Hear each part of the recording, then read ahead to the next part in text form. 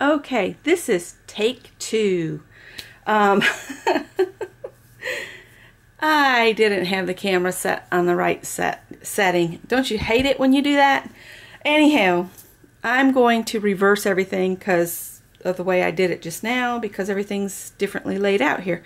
So anyway, I am on a group on Facebook called MayMay Made It, and so did I, that Gareth has put together, and we are having so much fun on there. So if you're on Facebook, look up MayMay Made It, and so can I. It's a lot of fun. People are posting pictures of the projects that they completed, that they've followed some of MayMay Made It's tutorials, and basically we're just having a blast. So I had posted the video I did on the centerpiece that I recently did, and then Gareth posted a link to another video tutorial that MayMay had put up, and I gave it a go yesterday. So she had created an owl inside a picture frame that she picked up at the Goodwill. She painted it black and then created this owl. I did not have any picture frames, but I had a 4-pack of the 6x6 by 2 inch canvases. So I said, I'm going to give them a try. So yesterday, between trips with the heating pad and the recliner, I created this little guy. And everybody thought he was adorable, and I do too. At first I thought maybe I'd put too many feathers on him, but I think it kind of fits him. The branch is just a hand-cut piece of paper. I just kind of went with just my eye and cut him out. The canvas I covered with black paint that I actually picked up at Tuesday Morning. It's Prima paint. If you see it at your Tuesday Morning, snatch it, because this is one coat of paint. I'm serious. This Prima, it comes in a little tube, and it covered that so well. Well, he went over so well this morning, and he is a gift for somebody. So I wanted one for myself. So today, after breakfast and our walk by the river, I created this little guy. And on my first try, I forgot to cut my paper a little smaller than the 6-inch, so you'd have a little black area around. So today I cut it a little bit smaller so you can see just a little bit of the canvas around the edges. And I think he turned out really cute. I used a little bit smaller button than I did on the guy I made yesterday. And I think I actually like the bigger buttons for the eyes. Looks more like a real owl, you know, with the hoo-hoo eyes. Anyway, so I just thought I would share my little owls.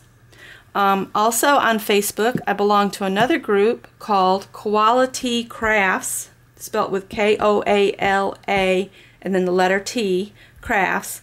And this is Jen Evers' group, and she does a weekly card challenge, and this week was teeny tiny easel cards. Mine are 2 1/4 inch circles, but some of the ladies had gone even smaller to like whatever their punches were, so like a 1 1/4 inch. But here's my first, well, one of them. My first one actually has found its new home already. And so here's a little black cat with a purple shiny background. And then this one, Jen had gotten one of my first ones, so I don't have it, but she said she would also like to have this little girl, so I'm going to send her to Jen. And they pop up like that. Like I said, these are only 2 1/4 inch circles, and there's a little cat, and you put a little piece of trim or something to catch it when you set it up. And I love this little squirrel. I think he's so cute, and he pops up. And then the last one that I still have here is the little raccoon. And on this one, I really need to do something else because that ribbon doesn't set up high enough to hold him up. I'm going to have to do something, put some little pearls or something along there to hold him up. But those are those. And then the last thing I wanted to show you was some packaging ideas. And I know I showed some of these to you before. like you saw the little flowers that I did like that with the topper on the bag. I also took my mini albums that I just recently made, and this is just a regular sandwich bag, like you'd put a sandwich in, and I put my album in it. I added some paper to the top and added a bow, and I just think it makes it look really, really cute. And then I also did the same with a little bag and put 3 of the little glass bottles that you can fill up, and adhered some ribbon around the top after I put paper on it. And this rosette is handmade with a piece of spider confetti. I dropped him down in there, and then I covered him with crackle glossy accents, and there's some glitter in there too to make it look sparkly. And then the last thing I packaged up in the little bags is 6 little black butterflies with green centers.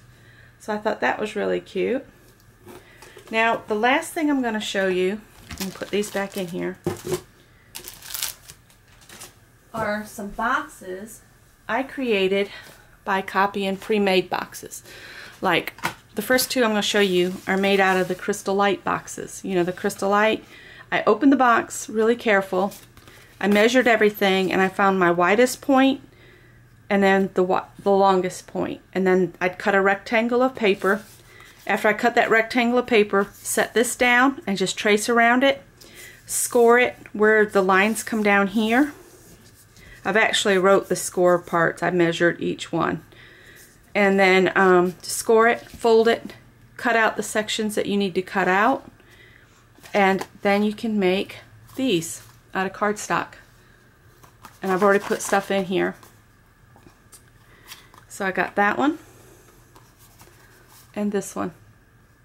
And I've about used my card stack up, the paper stack up. So I made those 2 out of Crystal Light box.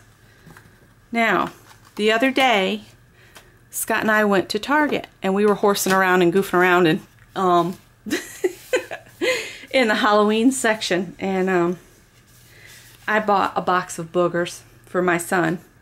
And I know these have been on the market a while, but they're a hoot. They're actually, Greg says, very tasty. They smelled lemon lime. So anyway, I did the same thing. Find your widest point this way, your widest point this way, cut your rectangle, lay this down, trace around, score it, fold it, cut away the pieces that you don't need, and then just fold it up and glue it back together. Now here's the box I made using the box of boogers as a pattern. And I use regular orange cardstock. It's been covered on the outside and on the inside to give it stability. It's really pretty strong for just being three different layers of paper. On the inside I'm putting die cuts, Halloween type die cuts on the inside, and that's what you can create. Just keep an eye out for the different packages like this, because you can come up with some unique packaging for your own handmade items. I also brought these home from our last trip to the mountains. It's the little facial bar soap and the little bath bar soap. Won't those make cute little boxes out of cardstock? And you can stack them and tie them with ribbon and be really pretty. And it would match whatever you make. You could take your scraps from whatever you've made for somebody, make little boxes for little add-on, little tuck-in gifts. So that's just some ideas from me on that. I thought I had somebody interested in doing a second Halloween swap, but I haven't heard back from her. But that's okay, because what I'm going to do is the things that I've made doubles on, one will go to my swap partner, one will go in my giveaway box. That's how I'm going to do it.